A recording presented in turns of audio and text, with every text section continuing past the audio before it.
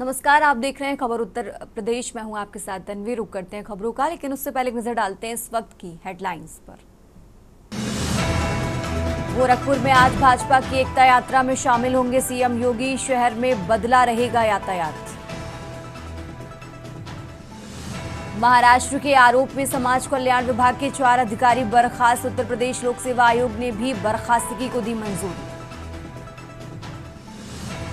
चीन में निर्मित पाउडर से बने 49 लाख के ऑक्सीटोसिन इंजेक्शन लखनऊ में बरामद। आसपास के जिलों में फैला हुआ है नेटवर्क। 7 शहरों में विकसित होगा 850 kilometre metro network. Lucknow, Kanpur, Agra में नेटवर्क को दिया जाएगा विस्तार। यूपी में बिजली की खरीद पर मचा बवाल। नियामक आयोग हुआ सख्त। कॉरपोरेशन ने तलब की रिपोर्ट। यूपी में 12 डिग्री तक आया 10 से ज्यादा जिलों का तापमान। बढ़ेगी ठंड और कोहरा। मौसम विभाग ने जारी किया अलर्ट। आप देख रहे हैं के न्यूज, खबरों का सारथी।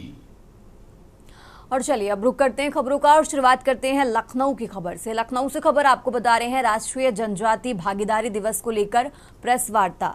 तो पर्यटन मंत्री जयवीर सिंह व मंत्री असीम अरुण आज प्रेस वार्ता करेंगे। लखनऊ से ये बड़ी खबर आपको बता रहे हैं, जहां कल दोपहर करीब 1:30 पर लखनऊ में प्रेस वार्ता करेंगे। तो 13 से 18 नवंबर तक इंदिरा गांधी प्रतिष्ठान में ये कार्यक्रम होगा। लखनऊ से ये अहम जानकारी आपको बता रहे हैं, जहां कल दोपहर में प्रेस वार्ता होने वाली है। तो पर्यटन मंत्री जयवीर सिंह व मंत्री असीम अरुण प्रेस वार्ता करेंगे। कल दोपहर 1:30 पर लोक भवन में प्रेस वार्ता करेंगे। 13 से 18 नवंबर तक इंदिरा गांधी प्रतिष्ठान में ये कार्यक्रम होगा। राजधानी लखनऊ से ये बड़ी खबर आपको बता रहे हैं, जहां राष्ट्रीय जनजाति भागीदारी दिवस को लेकर प्रेस कॉन्फ्रेंस होगी। पर्यटन मंत्री जयवीर सिंह व मंत्री असीम अरुण प्रेस वार्ता करेंगे। कल दोपहर 1:30 पर लोक भवन में प्रेस वार्ता होगी। तो 13 से 18 नवंबर तक इंदिरा गांधी प्रतिष्ठान में कार्यक्रम भी होगा। तो लखनऊ से यह अहम जानकारी आपको बता रहे हैं, जहां राष्ट्रीय जनजाति भागीदारी दिवस को लेकर प्रेस वार्ता होगी। पर्यटन मंत्री जयवीर सिंह व मंत्री असीम अरुण प्रेस वार्ता करेंगे। कल दोपहर 1:30 पर लोक भवन में प्रेस वार्ता होगी। तो 13 से 18 नवंबर तक इंदिरा गांधी प्रतिष्ठान में कार्यक्रम होगा।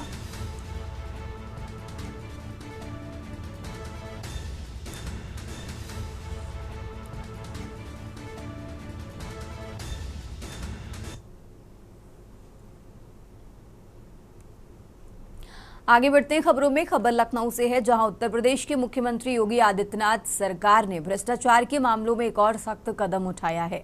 समाज कल्याण विभाग ने भ्रष्टाचार के गंभीर आरोपों में 4 अधिकारियों को बर्खास्त कर दिया है। इसके अलावा 3 सेवानिवृत्त अधिकारियों की पेंशन में स्थायी कटौती का आदेश भी दिया गया है। ये कार्रवाई आपको बता दें, एक भ्रष्टाचार के मामले में सामने आई है। और आगे बढ़ते खबरों में अब बात कर रहे हैं हमीरपुर की। जनपद हमीरपुर में नारी सुरक्षा के तमाम दावों को ध्वस्त करने वाली एक बेहद शर्मनाक और अमानवीय घटना सामने आई है।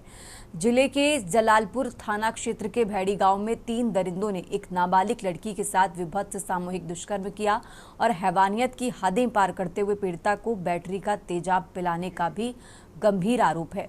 सामूहिक दुष्कर्म और तेजाब पिलाने के प्रयास के बाद पीड़िता की हालत बेहद नाजुक बनी हुई है। बताया जा रहा है कि पीड़िता पिछले 12 दिनों से हायर मेडिकल सेंटर के चक्कर काट रही है। उसकी गंभीर स्थिति को देखते हुए झांसी मेडिकल कॉलेज ने भी हालात में सुधार न होने के कारण उसे आगे के इलाज के लिए रेफर कर दिया है। इस मामले में पुलिस की कार्यशैली पर भी गंभीर सवाल खड़े हो रहे हैं। सामूहिक दुष्कर्म के 3 आरोपियों में 2 बालिग और 1 नाबालिग बताया जा रहा है। बावजूद इसके जलालपुर पुलिस ने केवल 1 नाबालिग आरोपी के खिलाफ मामला दर्ज किया है।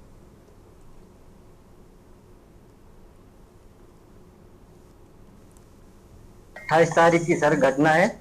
उसके साथ में बलात्कार किया गया है और एसिड पिला दिया गया है। इसके बाद बेहोशी हालत में पाया तो मैं सरीला ले गया। सरीला वालों ने रेफर किया उरई वालों ने किया झांसी। जब झांसी में ले गया तो झांसी में होश आया। इसके बाद अंदर से ब्लड आने लगा मुझसे। उन्होंने रेफर कर दिया लखनऊ को पीआईजी में। वो 8 लाख रुपए मांग रहे थे, मेरे पास 2.5 लाख रुपए था, पूरा खर्चा हो गया, मेरे पास पैसा नहीं है। जिला अस्पताल पे आया, उन्होंने हाईलाइट के लिए ट्रांसफर किया है। तीन आदमी है, लालाराम, राजेश, अरविंद। मेरे 3 लोगों ने मेरे साथ रेप किया और मुझे नीचे से छत से उठा के ले गए और जब मैं भागने की कोशिश की तो उन्होंने मुझे तेजाब पिला दिया और फिर मैं नहीं कुछ कर पाया और मैं गंभीर हालत में वहीं बेहोश गिर गई। आगे बढ़ते हैं खबरों में। लोकजन सोशलिस्ट पार्टी ने लखनऊ स्थित रमाबाई अंबेडकर मैदान में एक विशाल सामाजिक न्याय एवं अधिकार महासम्मेलन का सफल आयोजन किया। इस महासम्मेलन में प्रदेश भर से पार्टी के सभी पदाधिकारियों और कार्यकर्ताओं ने बड़ी संख्या में शिरकत की। कार्यक्रम के मुख्य अतिथि और एलएसपी के राष्ट्रीय अध्यक्ष डॉक्टर वीरेंद्र विश्वकर्मा ने अपने संबोधन में कई महत्वपूर्ण घोषणाएं और संकल्प व्यक्त किए। उन्होंने साफ किया कि पार्टी का मुख्य लक्ष्य सभी वर्गों को साथ लेकर चलना है। डॉक्टर विश्वकर्मा ने देश में बढ़ते बेरोजगारी के मुद्दे पर सरकार को घेरा। उन्होंने कहा कि आज युवाओं के हाथ में डिग्रियां तो हैं लेकिन रोजगार नहीं है। उन्होंने घोषणा की कि सरकार बनने पर हर परिवार के एक सदस्य को सरकारी नौकरी दी जाएगी। उन्होंने पार्टी के मूल मंत्र को दोहराया, जिसकी जितनी संख्या भारी उसकी उतनी हिस्सेदारी।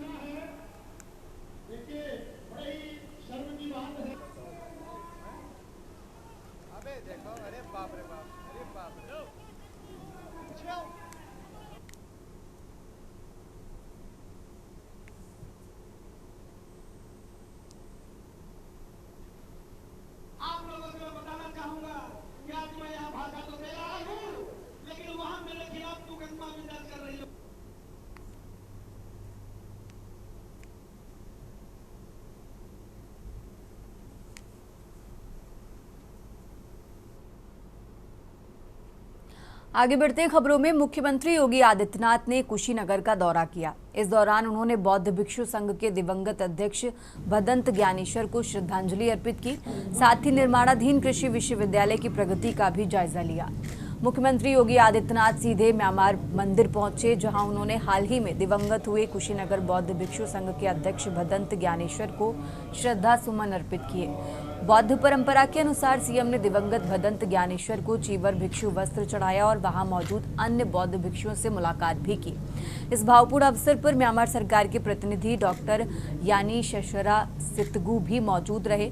भदंत ज्ञानेश्वर का पार्थिव शरीर अंतिम दर्शनों के लिए म्यांमार मंदिर में रखा गया है।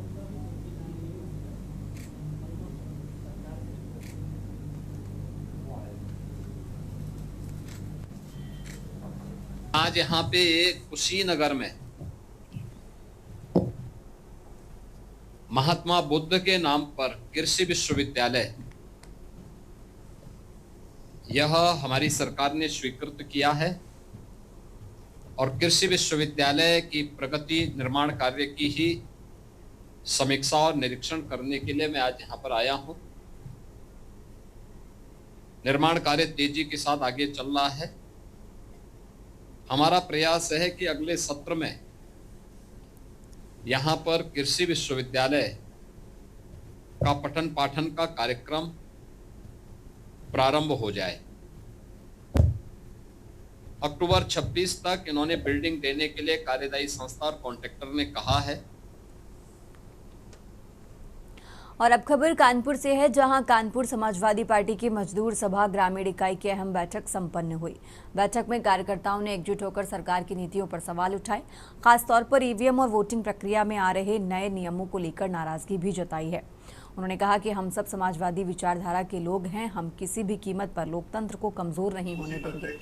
आपको बता दें कि कानपुर के ग्रामीण क्षेत्र में आयोजित इस बैठक में सैकड़ों कार्यकर्ता और पदाधिकारी शामिल हुए। सभी ने कहा कि सरकार नई नीतियों के जरिए लोकतंत्र को कमजोर करने का काम कर रही है। मजदूर सभा के नेताओं ने आरोप लगाया कि आधार और ईवीएम लिंकिंग जैसे फैसलों से वोट बढ़ाने और काटने की साजिश चल रही है। बैठक में आने वाले पंचायत और विधानसभा चुनावों की रणनीति पर भी चर्चा हुई है। उससे मजदूर, किसान और आम जनता का वोट प्रभावित होगा।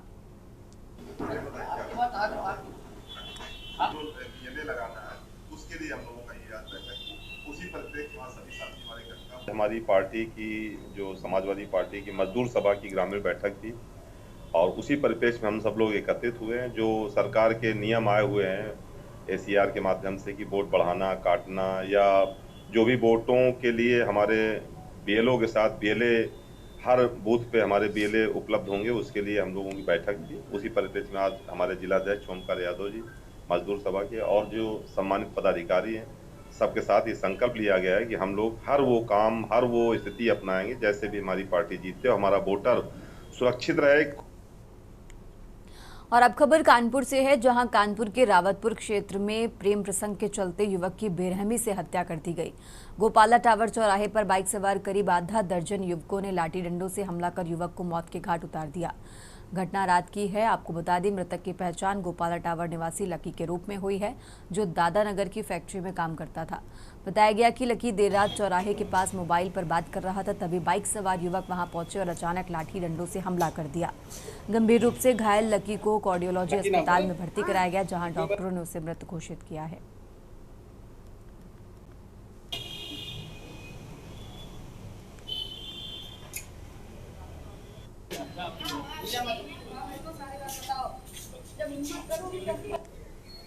सुनो भाई इधर। मेरा बेटा वंशिका नाम की लड़की से बात करता था। वंशिका नाम लड़की को हमने कहा था कि मेरे घर मत आया करो, मेरा लड़का शादीशुदा है, उसको भी पता था, मत बोला करो, मत बात किया करो। फिर कल रात में वंशिका का भाई रोहित, उसने मेरे लड़के को लोहे डंडे से सरिया से मार डाला। ये आज रात की घटना है। पुलिस थाना रावतपुर पुलिस को सूचना मिली थी कि गोपाला टावर के पास कुछ लड़कों के में झगड़ा हो गया है। पुलिस वहां पर मौके पर पहुंची थी, CCTV फुटेज देखा गया। उसमें पास में आया है कि लकी और रीशु, दो लड़के, उनके मोटरसाइकिल में तेल खत्म हो गया था, तो वो पैदल पैदल जा रहे थे।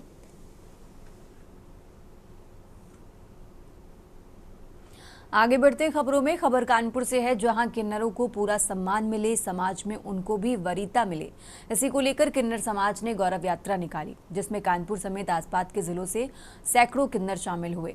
गौरव यात्रा में बिहार के दर्जा प्राप्त राज्य मंत्री डॉक्टर राजन सिंह, दर्जा प्राप्त पूर्व राज्य मंत्री सतीश पाल भी शामिल हुए। इस गौरव यात्रा का मकसद है कि किन्नरों को भी समाज में बराबर की जगह मिले। आपको बता दें कि कानपुर के नानाराव पार्क से किन्नर समाज के लोगों ने गौरव यात्रा निकाली है। किन्नरों में हर्षोल्लास का माहौल देखने को मिला। दर्जा प्राप्त राज्य मंत्री बिहार से डॉक्टर राजन सिंह ने बताया कि बिहार में जिस तरह किन्नरों के सम्मान हुआ, ये सब PM मोदी की वजह से हुआ है। आरक्षण भी मिलने लगा, नौकरी में अस्पताल खुल रहे हैं, शिक्षा के क्षेत्र में भी बढ़ावा हुआ है।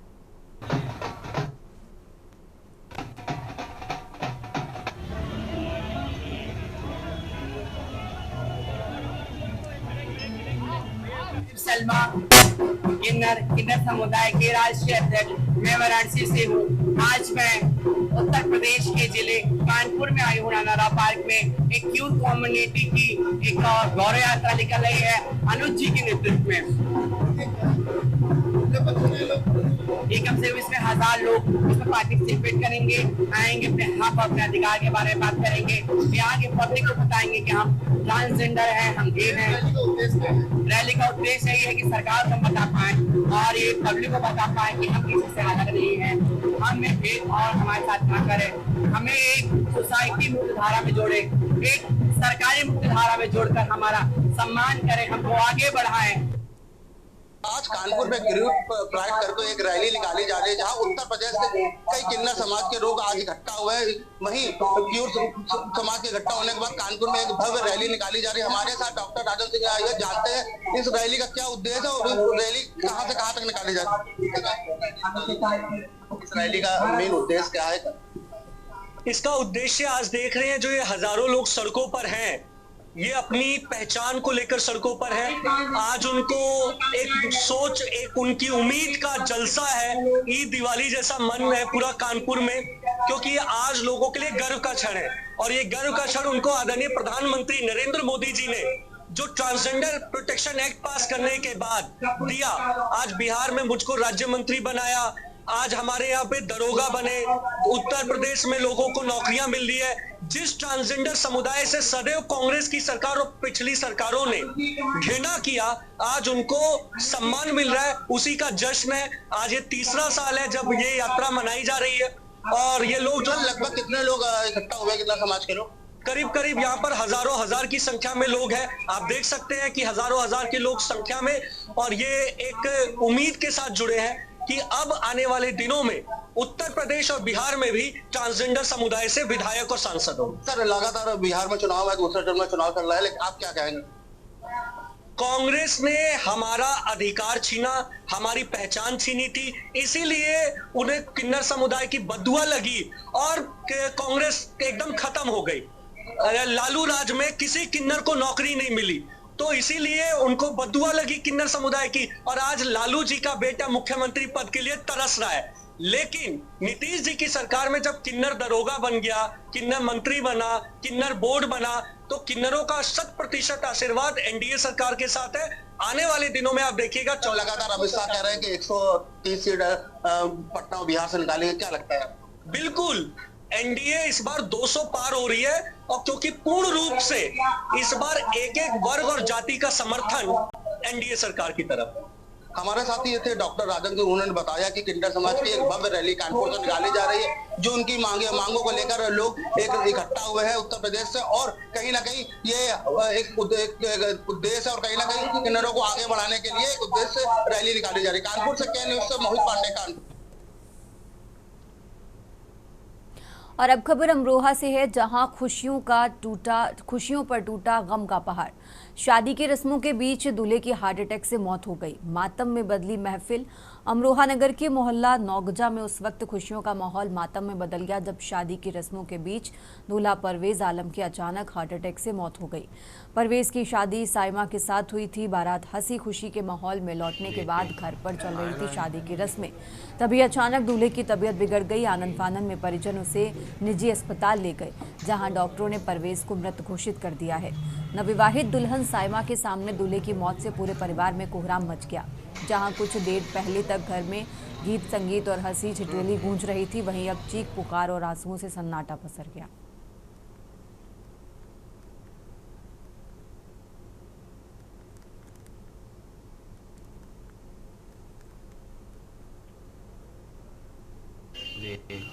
आए ना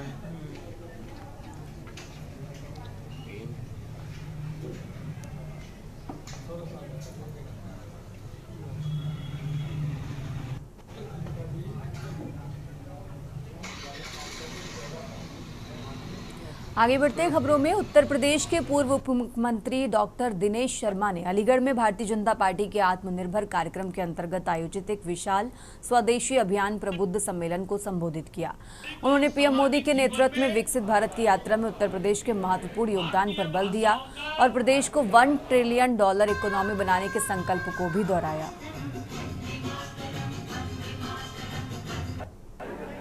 अलीगढ़ में भारतीय जनता पार्टी का आत्मनिर्भर भारत कार्यक्रम के अंतर्गत स्वदेशी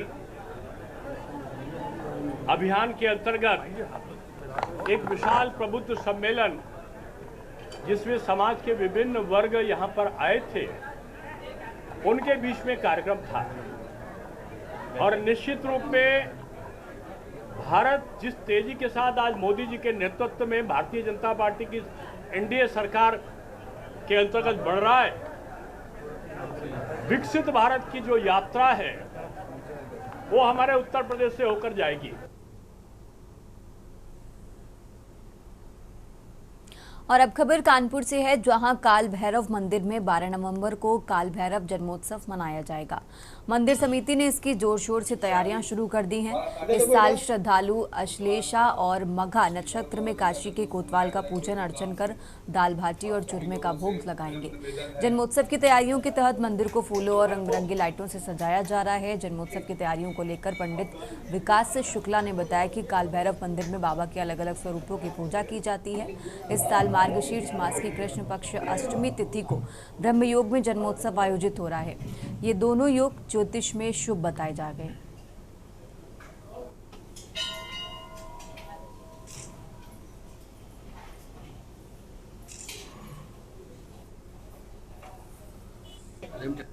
हमारा विशेष आप सभी लोगों से निवेदन है कि बाबा जी का हमारा केक कटेगा उस दिन सायंकाल 7:30 बजे। तो आप सभी भक्त भारी से भारी संख्या में केक में शामिल होकर बाबा का जन्मोत्सव धूमधाम से मनाएं।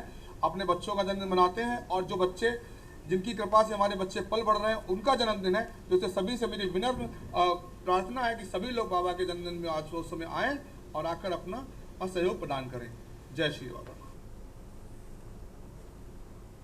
और अब खबर झांसी से है, जहां झांसी के बुंदेलखंड यूनिवर्सिटी के गेट के पास दिन दहाड़े गोली चलने से भगदड़ मच गई। बताया गया कि घटना में पहले युवक युवती के बीच सड़क पर काफी देर तक हाई वोल्टेज ड्रामा चलता रहा। उसके बाद युवक ने आवेश में आकर एमबीए की छात्रा के सीने में गोली मारी और फिर सिरफिरे युवक ने खुद के कनपट्टी पर भी गोली मार ली।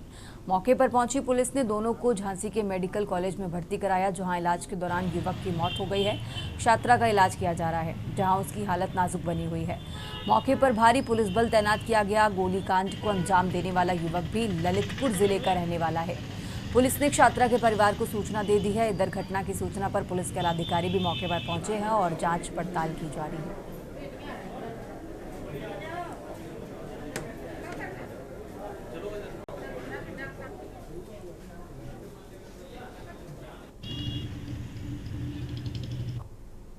एक छात्रा को गोली मारी, एक युवक ने खुद को मार लिया। क्या पूरा मामला है, क्या सामने आया इसमें? देखिए, आज जनपद झांसी के ताना नवाबाद क्षेत्र अंतर्गत विश्वविद्यालय के पास जो ओम डेयरी है, वहाँ पे एक युवक नामक मनीष साहू, जो जिनका उम्र करीब 25 साल है, इन्होंने एक युवती को गोली मारा है और उसके बाद अपने आप को भी स्वयं को गोली मार दिया है। दोनों को इलाज हेतु मेडिकल कॉलेज ले आया गया था। मेडिकल कॉलेज पहुंचने से पहले युवक की मृत्यु हो गई। रुक करते हैं अगली खबर का। उत्तर प्रदेश में मादक पदार्थों की तस्करी पर नकेल कसते हुए Barabanki anti narcotics task force team को एक बड़ी सफलता मिली है। एएनटीएफ ने एक स्विफ्ट कार से लगभग 2 करोड़ रुपए अंतर्राष्ट्रीय मूल्य का ऑर्गेनिक गांजा बरामद करते हुए 2 तस्करों को गिरफ्तार किया है। एएनटीएफ ने कुल 2 किलो 40 ग्राम अवैध ऑर्गेनिक गांजा जब्त किया, जिसकी अंतर्राष्ट्रीय बाजार में कीमत लगभग 2 करोड़ रुपए बताई गई है।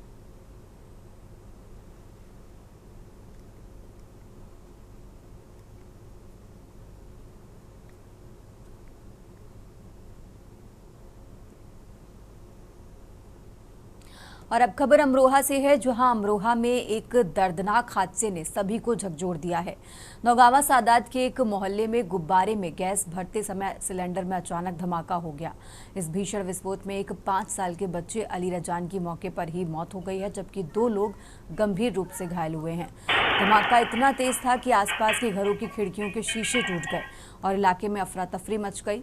लोगों ने तुरंत पुलिस और दमकल विभाग को इसकी सूचना दी।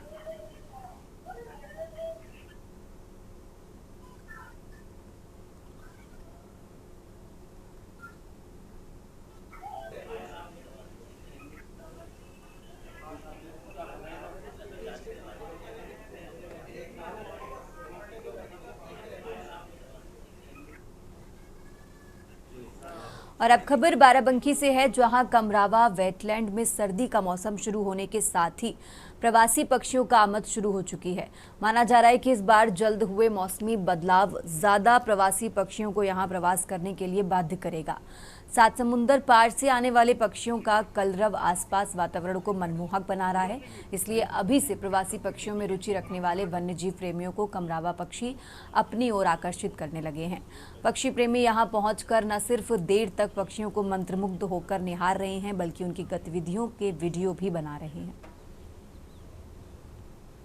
एक्सपीरियंस बाराबंकी में मतलब पहले भी आते रहे हैं, तो बाराबंकी का आपका फ्लोरा एंड फौना लखनऊ से तो बहुत बेटर है। लखनऊ एक डेवलप्ड अर्बन सिटी हो गया है, तो लखनऊ में उतना हमें वेटलैंड या जिसे कहते हैं कि नेचर के प्रति चीज़ें नहीं दिखाई देती, या कंजर्वेशन के एथिक्स थोड़े से डेवलपमेंट की ओर ज़्यादा है। मतलब we are more in a concrete वे।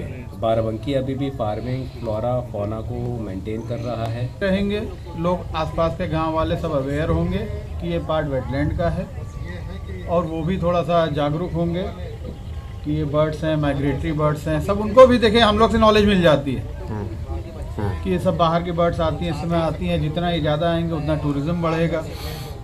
कुछ बर्ड्स ऐसी हैं जो अपने एरिया में आती नहीं, अगर वो आने लगी। उत्तर प्रदेश की खबरों में फिलहाल इतना ही। आप देखते रहिए के न्यूज़ इंडिया।